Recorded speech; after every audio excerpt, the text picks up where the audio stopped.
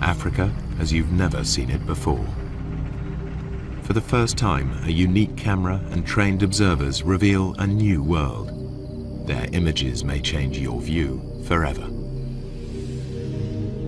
This is the picture you're used to seeing, a herd of wildebeest on the move across the vast, untamed wilderness of the Serengeti. And this, the animal portrayed as the noble king of the beasts, along with his fellow hunting experts, supposedly lording it over their domain.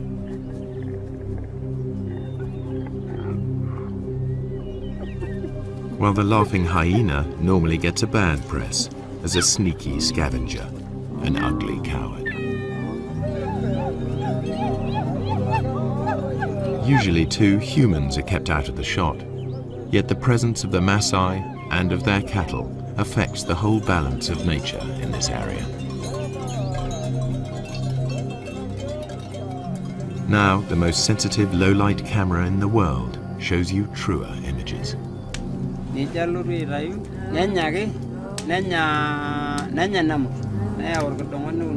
While the Maasai enjoy the warmth of their huts, outside the electronic eye at last turns night into day.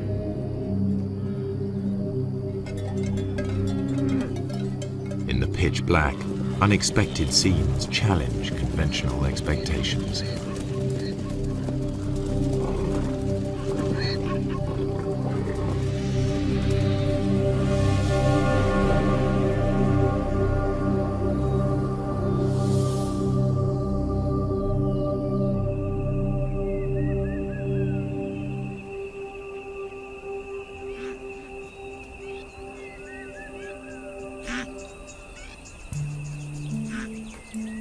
The Serengeti is a complex system of natural relationships, home to 500,000 Thompson's gazelle, 250,000 zebra, and more than 1 million wildebeest.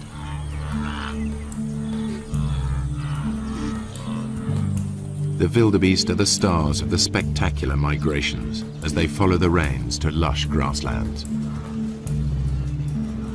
This is the greatest concentration of game in all Africa.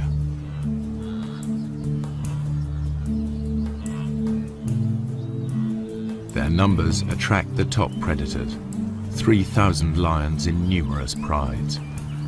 But by day, contrary to what most films show, the big cats are not a serious threat to the herds.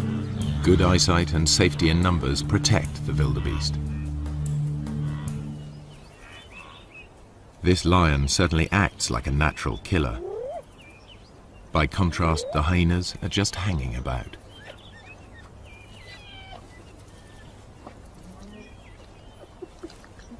In fact, he didn't make the kill. He stole it from more skillful hunters. The blood on their faces proves just who did make the kill. All too often, hyenas are portrayed as light-fingered latecomers. Yet, while the hyenas were feeding, the Prince of Thieves appeared. This is the bit most wildlife films leave out. Lions pinch the hyena's prey. Far from scavenging for a living, 9 times out of 10, hyenas make the kill.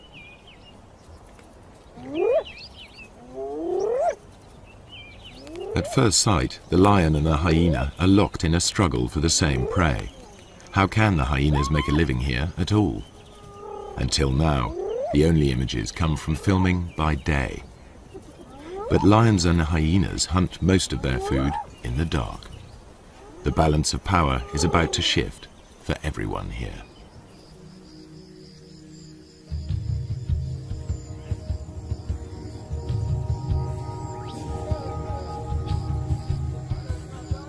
Serengeti straddles the border between Kenya and Tanzania. But the Serengeti plains stretch far beyond the park boundaries, and to the east live the Maasai with their cattle. At dusk, they retire with their herds to the safety of their villages, or bomas.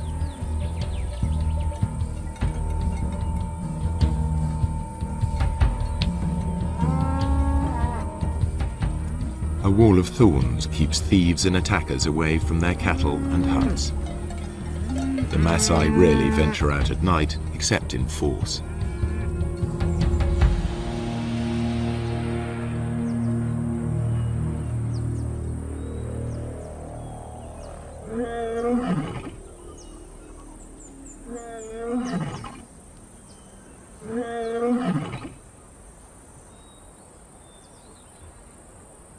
Empty by day, the grazing land suddenly looks rather full, and these cats are not here for a nap. This is the only camera capable of recording what now happens. Technology also allows researchers to make a call to the animals themselves.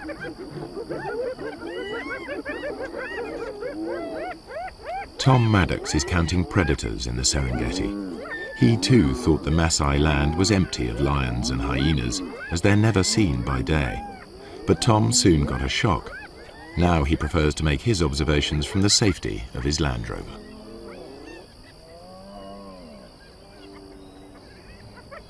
We use this technique that we call call-ins, and we basically have a tape of hyenas on a wildebeest kill. And when hyenas want to kill, they make these whooping noises and these fighting noises. There's also a lion on the tape and it's fighting with the hyenas, and there's all this big commotion over this kill. And we play this tape on speakers on top of the car. And because lions and hyenas both rely on scavenging quite a lot in their diet, when they hear this tape, a lot of them will come in and they'll investigate it, thinking they're going to get a free meal. It was amazing where they come from. They just kind of melt out from the bushes in places you'd never have imagined a lion could have hidden, often quite close to where I was doing the call-in. And then it was equally amazing once the call-in's over, once they decide to go back under cover, usually about the time that the Maasai are starting to come out of the bomas around 7 o'clock. Again, the lions will melt straight back into the bushes. 1 minute the line's there, the next minute it's gone completely, and I know it must be sitting there somewhere, and they're so hard to find again. The ultra-sensitive camera is many times more powerful than Tom's military scope.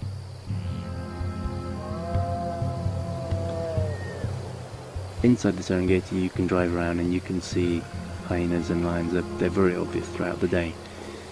Outside the national park, that doesn't happen. You can drive around for days and days and not see any. The fact that there are any lions at all on the Maasai's land is surprising. So far, I'm finding an extremely high number of lions outside the park. In fact, it's comparable to certain areas within the park. So lions are actually doing extremely well in an area where people are living and working and grazing their cattle, which to me was extremely surprising. Hyenas are also extremely common. Compared to inside the park, there were fewer, but there are still a sizable number thriving outside the park, and you will actually see them when you drive around in the evening. The hyenas are usually pretty visible. No wonder the Maasai report meeting wild animals frequently, even by day. Another worker on the night shift is Paula White. She's interested in studying hyenas in this different world, to learn how they and the lions carve up each other's catches. And like her quarry, she follows her ears. I'm going out to see if I can find some hyena kills. Take a look at how many clan members are on the kills and whether or not there's any clashes going on. I'll also be looking for lion-hyena interactions because I'm really interested in how the two species interact down here with all the game present, whether or not they're still more likely to steal each other's kills or whether they're more likely to go after a new animal of their own. So what I'd be doing is driving the roads looking for action, and then I'd stop once in a while and listen for sounds of kills, listen for any animals whooping. Sounds travel much further in the cool night air. On a still night, hyenas can hear whooping over 10 kilometers away.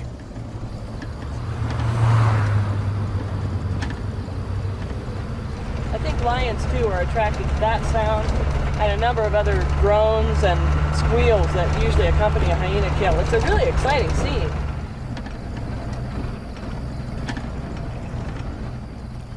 There's a hyena running in front of me on the road right now. And the way he's running, I imagine he's going for a kill, so I'm going to stop and listen right now. What Paula and Tom are seeing leads them to rethink the conventional ideas about hyenas and lions at night and day.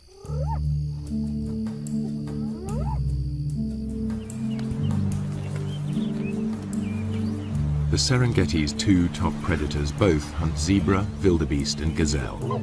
It's a mystery how they survive when they appear to compete for the same prey.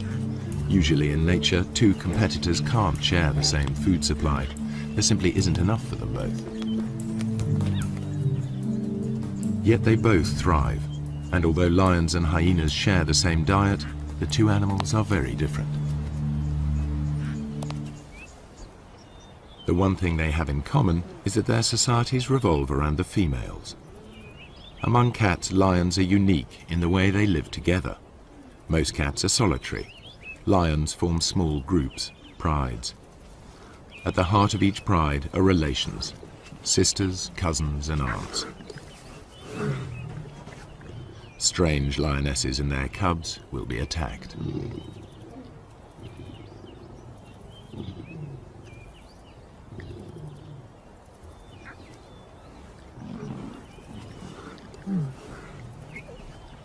They cooperate to raise cubs. Lionesses will even suckle cubs of other pride members.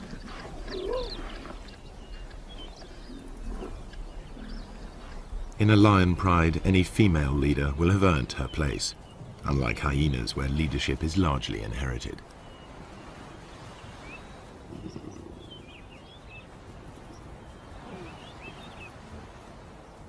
At times the males are absent, at others they hang out with the females.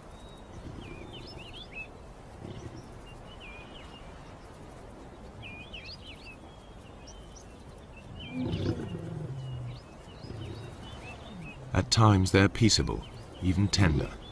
At others, aggressive to all.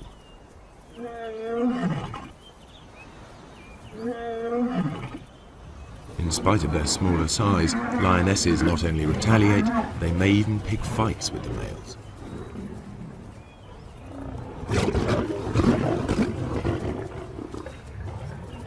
However, male lions are physically more powerful. In a test of strength over a kill, the female will come off worse.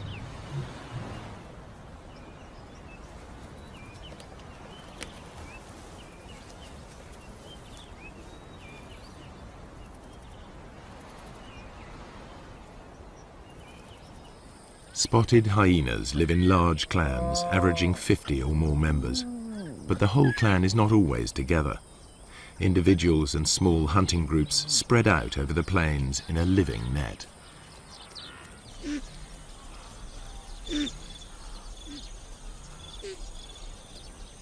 In the Serengeti, hyenas usually make dens in abandoned burrows.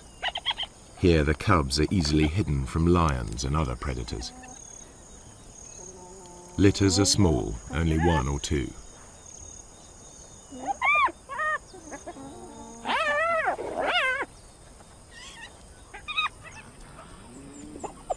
Hyena society is maintained by the rank that each animal inherits. If mum is high-ranking, they'll be high-ranking too, provided they've inherited her strength as well. Females may fight females, but males hardly ever fight amongst themselves, and certainly wouldn't dare attack a female. Clan life is ruled by the females, who are almost a quarter bigger than the males.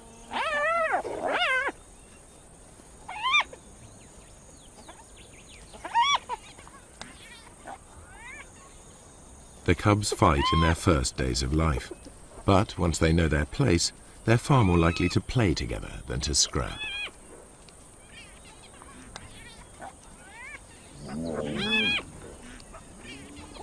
The males can behave as best friends, even if they're members of different clans. Hyena's behavior is highly complex.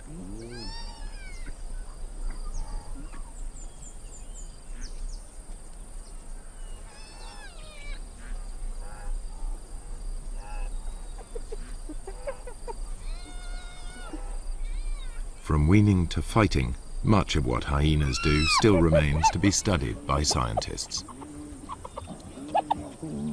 Nonetheless, the most marked difference between hyenas and lions is in how they hunt. All animals built for the kill hunt in the same basic sequence.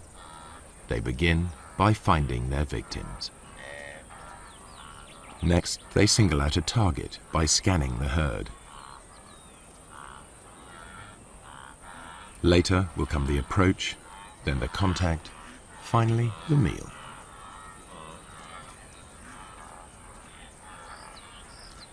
How they hunt differs sharply between hyena and lion. The hyenas get as close as 20 meters in full view of their prey before the herd wheels and flees. The hyenas will try to scatter the wildebeest before singling one out. The Maasai call the hyenas doctors because they can recognize the sick and the weak.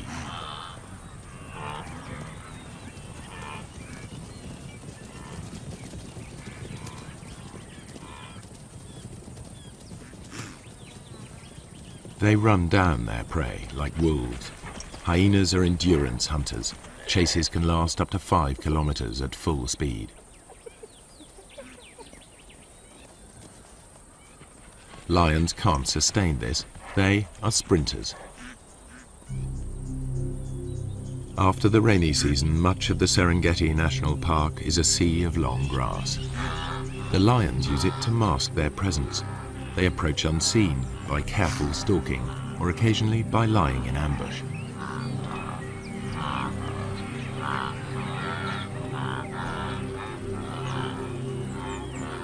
Outside the park, where the Maasai graze their cattle, the grass is shorter.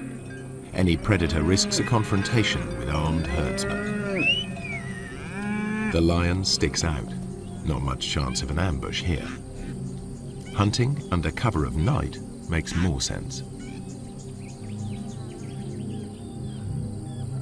As the sun goes down, life gets easier for the Serengeti's predators. Dusk diminishes to near complete darkness, which can continue all night if there are storm clouds or if it's a moonless night. The only camera on the planet powerful enough to see in total blackness even picks up stars invisible to human eyes.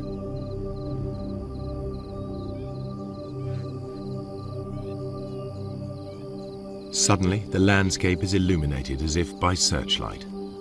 Even so, humans can still only just pick out shapes. But to the grazing animals, it's as clear as day.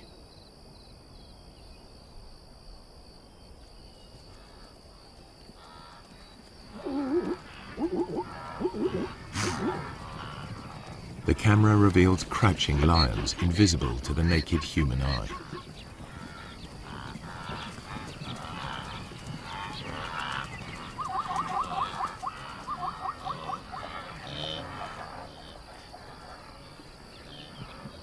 A night ambush could prove more successful.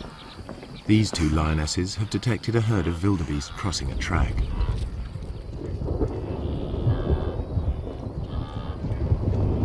When the moon is up, the lions are limited to the techniques they use by day, stalking and ambushing. But it won't always be so light.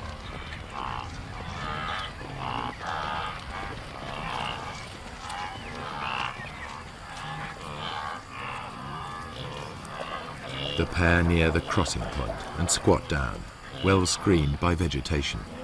One crawls into position to jump a victim.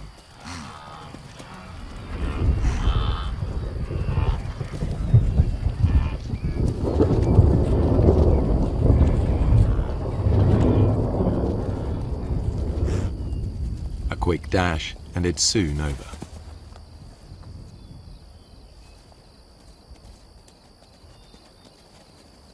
Although these lionesses have been successful, the moonlit night is rarely the best time for hyenas to hunt. The cool of the night air allows them to keep on running, something the easily tired lions cannot do.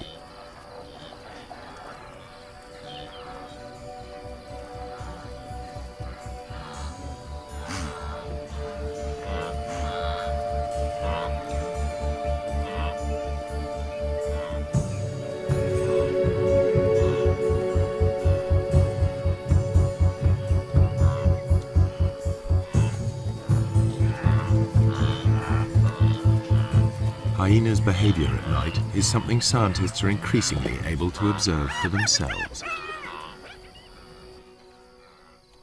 I think I can hear a kill off in the distance, so I'm going to go in that direction. It sounds like there's lions coming in as well.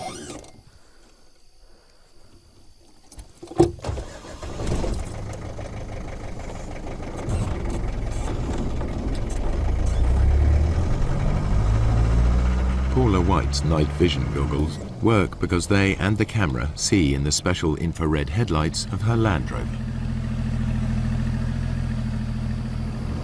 I think the ability to use this sort of invisible light to observe animals, nocturnal animals, in their natural environment is really quite a breakthrough for research. Certainly I didn't begin to see the full range of hyena behaviors until I started coming out at night and using this sort of special equipment.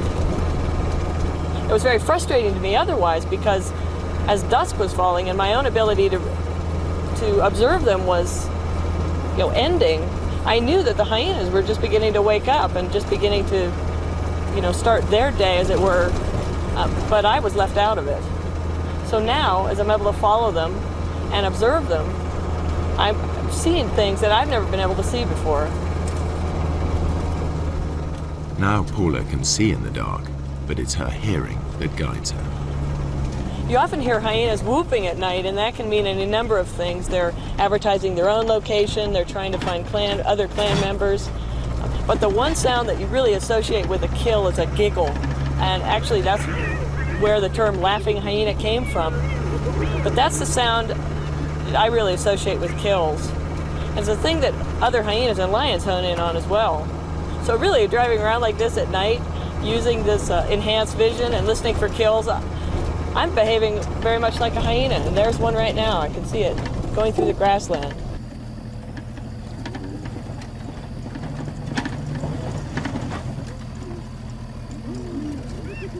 A hyena's jaws are among the most powerful of any animal species. The sharp front teeth shear through skin and meat. Their jaw muscles are as big as a man's arm.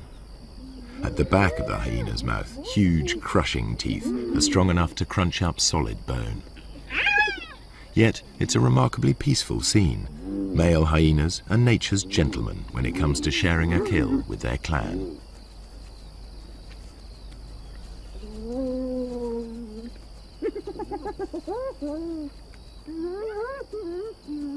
Although the hyenas gulp down their meal, lions arrive in time to take the food from their mouths.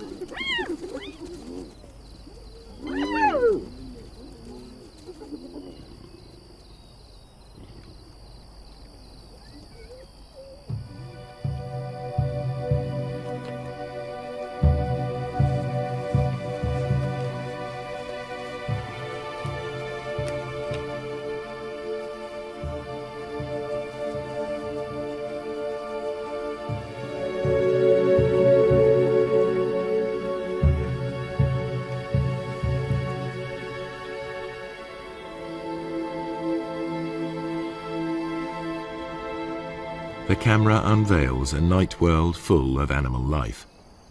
Just how close these animals come to humans astonishes the researchers.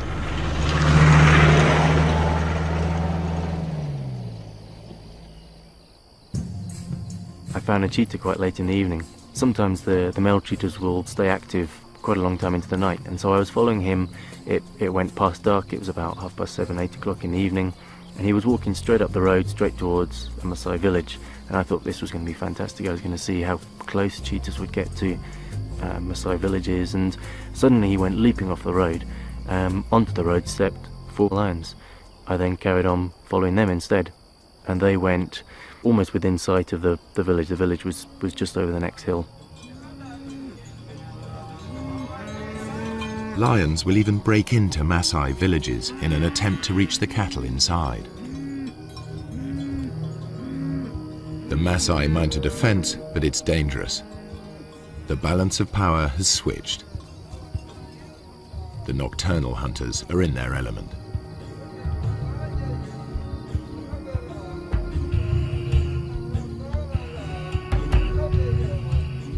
There are burglars about.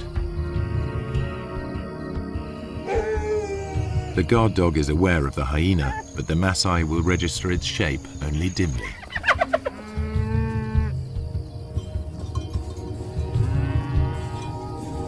The men must rely on tracks to point them in the right direction.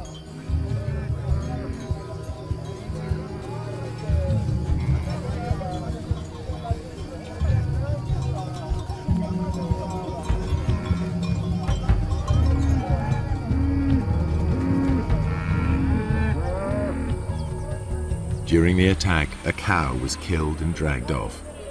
The following morning, the Maasai inspect the corpse. They can easily identify the cause of death. Wringing the neck are distinctive punctures, the suffocating bite of a lion.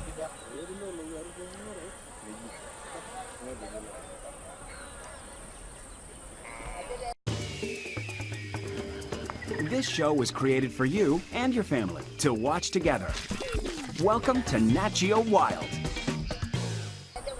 The culprit also mauled a warrior. The wounds could quickly become infected. The tribal doctor cleans the site thoroughly, without anesthetic. The Maasai prize suffering without complaint above all.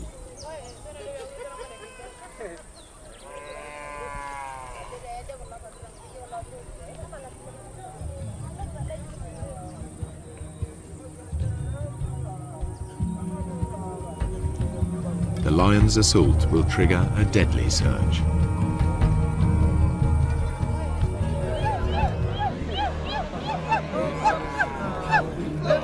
Maasai warriors respond to the alarm.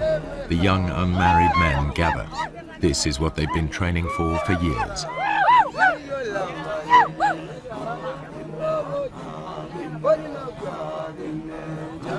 It's the supreme test of their stamina and self-control, and a test of their ability to bear pain without flinching. This is what they've been waiting for just such a chase. Success will give them a passport to adulthood, the chance to find a good wife. Failure will mark them for the rest of their lives. But before they can take part, they need to demonstrate their fitness. The elders will decide who will and won't go.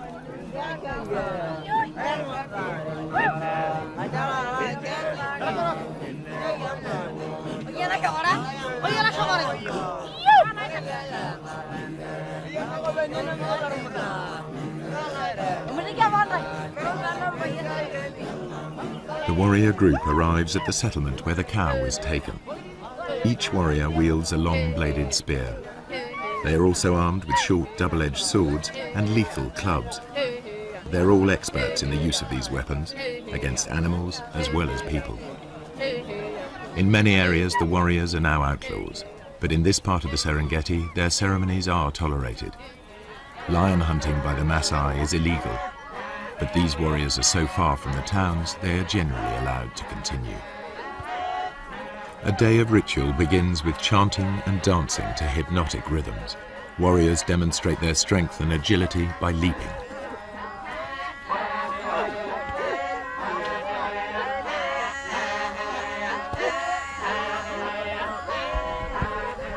Fueled by intoxicating herbal drinks, they dance into the night.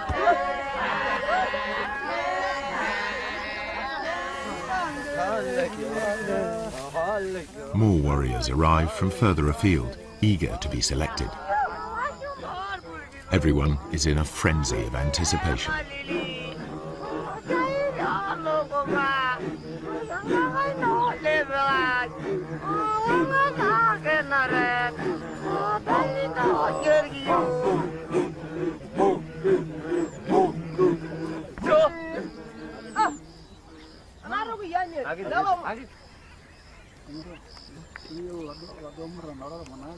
Ole Lembikas, a village elder, addresses the warriors. He sobers them by reminding them of the dangers ahead. He tells them to work together, to trust each other, and to return safely. Then he urges them to enjoy the party. It could be their last.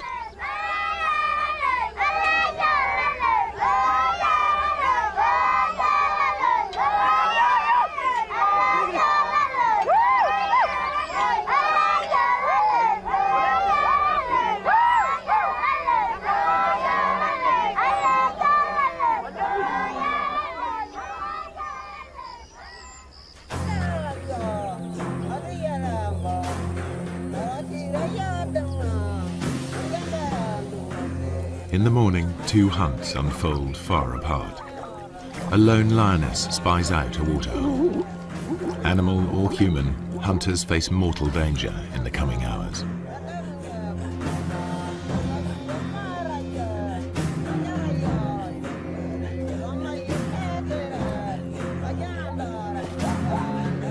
For lions, daytime hunts are the most difficult. For filmmakers, this is when it's easiest to film, so this is the image that's so often repeated. Prey unaware of the lioness hidden in the grass.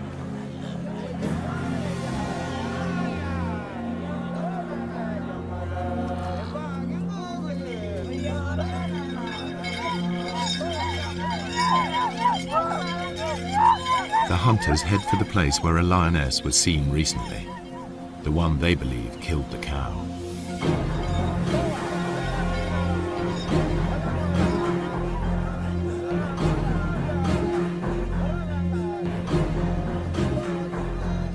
The herds are busy drinking.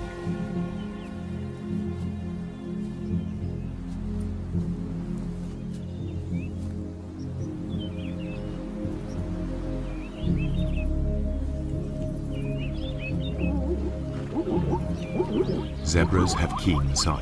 Their bulging eyes give a wide-angle view of danger.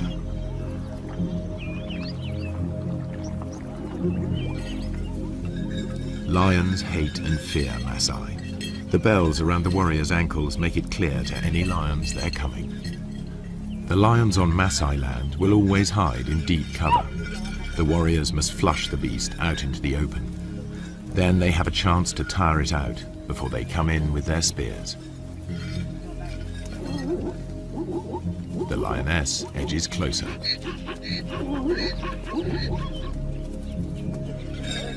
The warriors' search may last all day, covering up to 40 kilometers.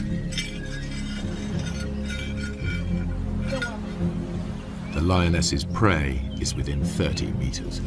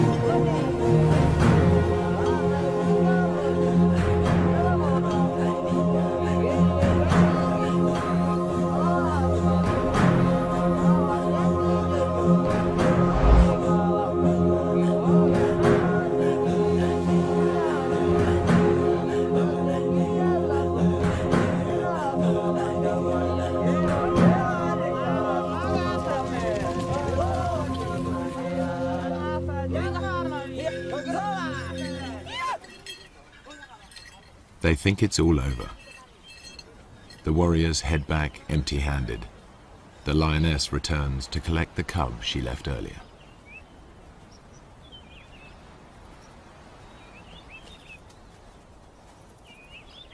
She hid it in long grass nearby, but the chaos of her hunt has attracted members of another pride. This is their patch, and they'll defend it. The mother calls to the youngster. Two other lionesses reach the cub first. They won't tolerate another female's offspring. They'll eliminate it.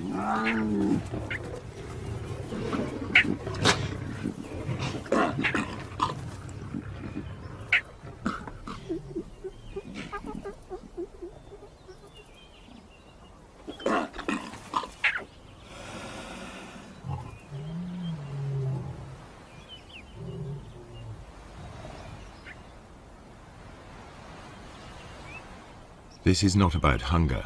The corpse is left to the vultures and hyenas. The mother's life too is under threat. She's no relation. The pride will kill her if she stays.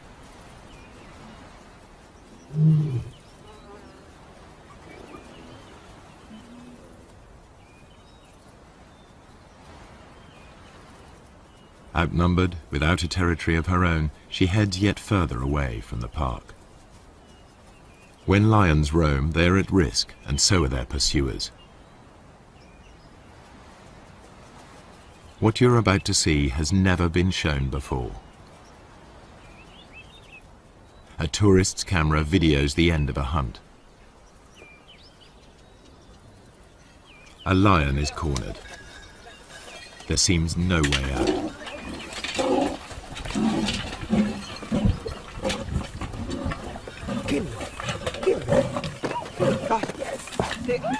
A warrior throws a spear.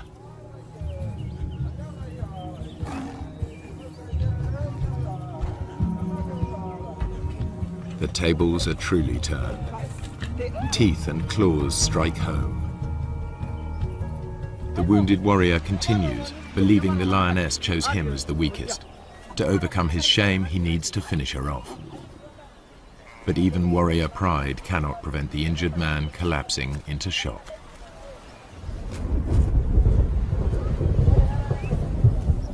Meanwhile, the lioness dies of her wounds. She's wearing a radio collar, a park lion. Two different worlds clash. The Maasai collect a trophy, the scientists collect data. Each sees the lion in a different light. It's not a romantic, we like to live with wildlife kind of situation, but they never do something to the extent that if a lion is being a problem, they don't go out and try and kill every single lion that they can find in the entire area. I have great respect for them for tolerating them to such a great degree. In truth, the warriors have made a lethal mistake. The wrong lion has paid the price, and the outcome is nearly fatal for one Maasai.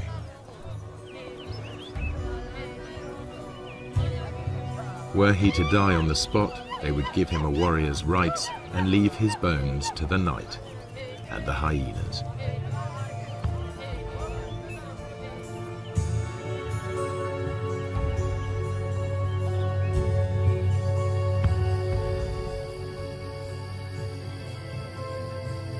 Night is the time of the four-footed hunters.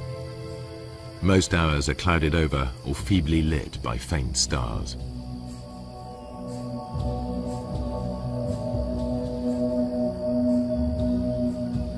On moonless nights, the Maasai only leave the safety of their bomas in groups. But there is no safety in numbers now for the grazers of the plains.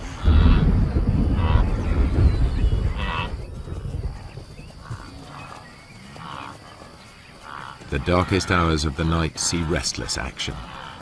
Animal hunters are about in numbers never seen during the day. Spooked, the herds of wildebeest, zebra and gazelle burst into panicky runs. They fear lions and hyenas are nearby, but only the camera can see them.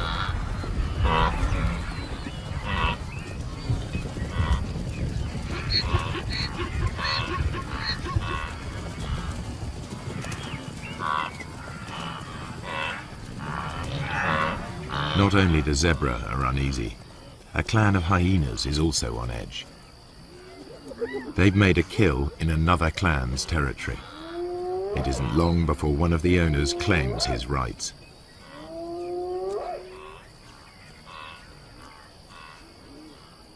He calls for support from the other residents.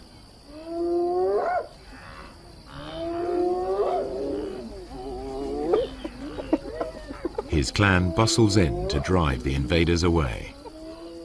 They bolt the meat while they can. Other threats may arrive to challenge them in turn. They remain watchful. This is truly fast food. The invaders will be back to recapture their meat. You can see this clearly in infrared light. But how do the animals see in these conditions? Like all the animals here, their eyes appear to glow. A mirror-like membrane doubles the available light. Then their brains enhance the images, filling in the gaps to see detail more clearly. The newcomers soon return in force. The prize seesaws between them until it's all gone. But with so little light, even their superb night vision is challenged. This is as close as you can get to seeing through their eyes.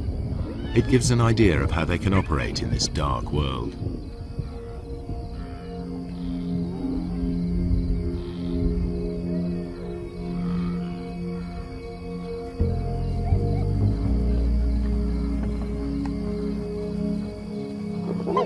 The lions and hyenas continue their battles, as if unhindered by the darkness. Once again, the lions have stolen the hyena's kill, but they all appear to be able to see exactly what's going on.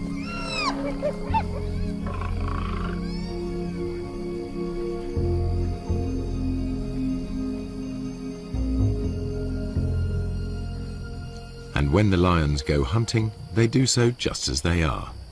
They wander off in the general direction of the sound of herds of animals.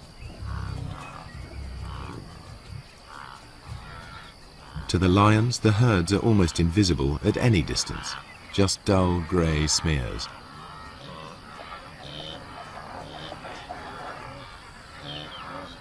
But they can locate the grazers easily by sound and smell.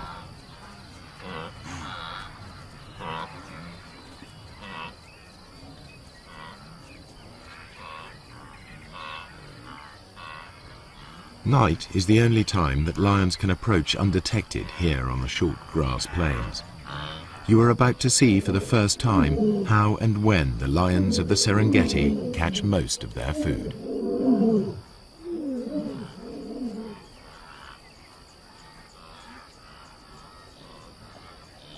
A Tommy dips his head to see whether or not he can see danger silhouetted against the sky.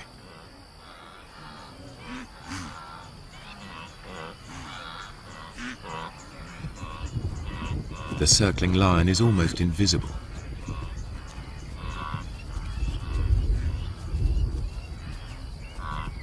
Bathed in infrared light, it stands out.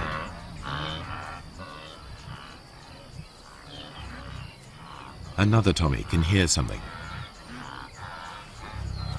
and is off.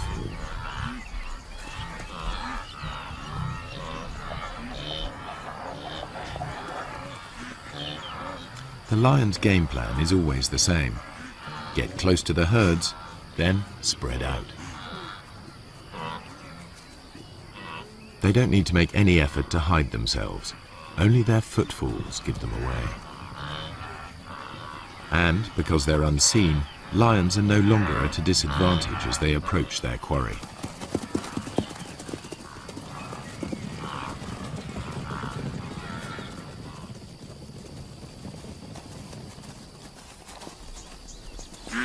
Two young males take a small zebra with ease.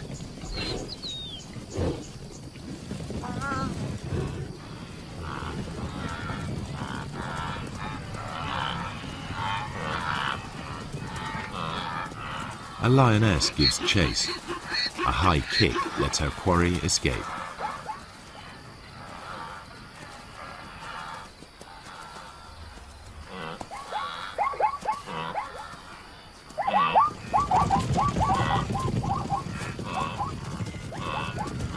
Soon, two lions bring down a fine stallion. Saber-sharp teeth and meat-hook claws bury themselves into 300 kilos of struggle.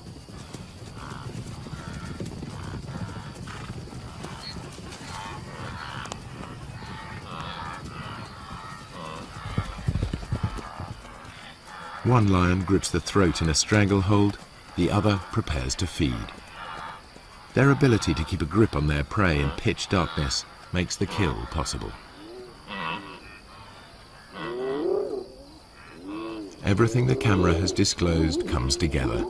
The apparent competitors for the same food survive because there are times when one is more successful than the other. The animals hunt in different ways, by day and by night, and in differing light.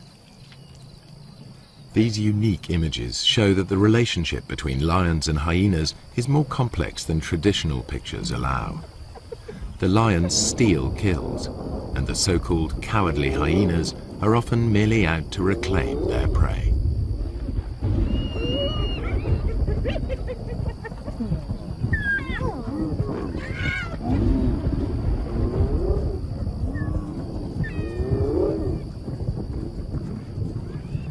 Don't say you've never seen a brave hyena. A thieving male lion is forced to take them on. The hyenas persist even though a single blow could be fatal. This frequent nighttime behavior has never been recorded before.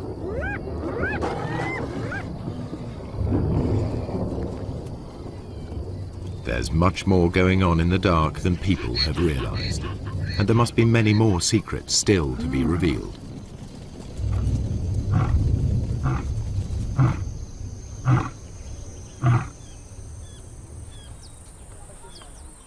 At dawn, the Maasai dismantled the thorns barricading the entries to their bomas. No lions or hyenas are to be seen outside. The killing fields of the night are transformed into places where cattle may safely graze.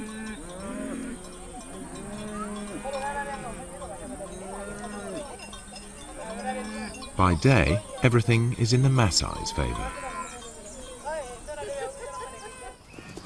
The cool of night and the light of the moon are ideal conditions for the hyena, a long-distance runner.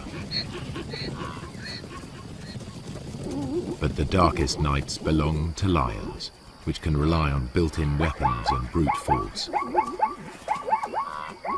The truer picture that has emerged applies by day as well. Hyenas can kill when lions are too conspicuous, and it's the lions that are the scavengers.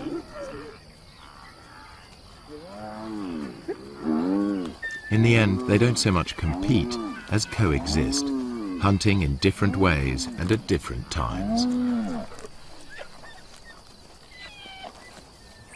In the centuries that the Maasai have dwelt on the plains, they too have found a way of treading lightly on the land. Now, droughts and overpopulation bring challenges to their old ways.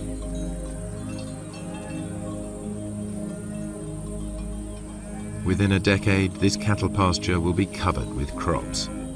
Predators and herds will be gone, only preserved in the zoo-like national park.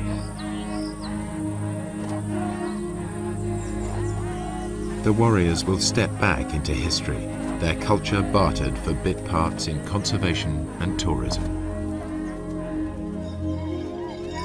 If the Maasai have a vital lesson to teach, it is that lions give meaning and purpose to their lives, worthy adversaries for warriors.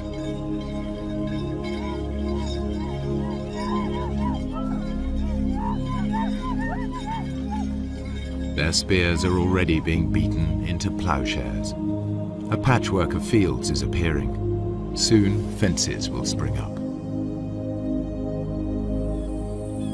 Nature's carefully crafted balance of power will be upset, animals and people in conflict. The picture that emerges may be starker, but it is more realistic. And never again will you be taken in by that well-groomed imposter posing as the king of the beasts.